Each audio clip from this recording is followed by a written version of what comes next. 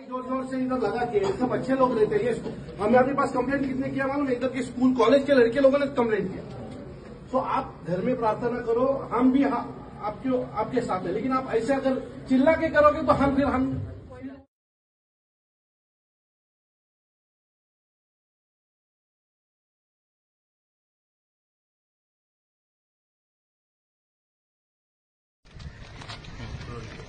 जाधव साहेब, काय प्रकार आहे? एमएमआरडीएची बिल्डिंग आहे, कोणत्याही प्रकारची व्यवस्था या इमारतींमध्ये नाही आहे आणि अशा वेळेस तिकडे जो झालेला प्रकार हा काय आहे? तिथे काही मुलं राहिला आहेत, कॉलेजची मुलं राहिला आहेत आणि त्या मुलांनी आमच्याकडे तक्रार केली होती की दिवसातून 3 वेळा इथे एका स्पीकरद्वारे अदान दिली जाते। तर ही जागा जी आहे ती एमएमआरडीएची आहे।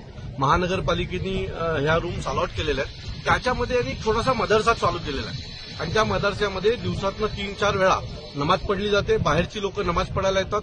मुंबऱ्यातनं काही लोक इथे जे स्थलांतरित केलेले आहेत त्यांच्या मार्फत एक कृत्य चालू आहे। रोज संध्याकाळी इथे एक स्पीकरद्वारे अदान दिली जाते। जशी मस्जिदीवर मोठ्या प्रमाणात दिली जाते त्या पद्धतीचे अदान इकडे दिली जाते।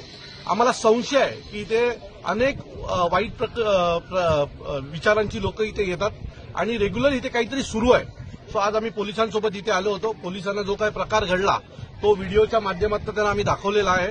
ते तिथे उपस्थित असताना अदान चालू होती, काही लोक त्या रूममध्ये नमाज पडत होती आणि हे सगळं पाहता ही पद्धत चुकीची आहे। ऑलरेडी सुप्रीम कोर्टाच्या गाईडलाईन्स आहेत की मस्जिदीवर लावता येत नाही, तर यांनी आता घरावर लावायला सुरू केलेले आहे आणि या सगळ्याचा विचार झाला पाहिजे। आता आम्ही आमच्या पद्धतीने धडा शिकवलाच आहे, पण हे थांबलं नाही तर पुढच्या वेळेला महाराष्ट्र नवनिर्माण सेना आमच्या पद्धतीने यांना धडा शिकवेल। अशा प्रकारची कारवाई पोलिसांनी आता पोलिसांनी ते स्पीकर जप्त केलेले आहेत। तिथे नमाजाच्या वेळा लावल्या आहेत की किती वाजता नमाज होते ती पाटी यांनी काढलेली आहे। त्यासोबत तिथे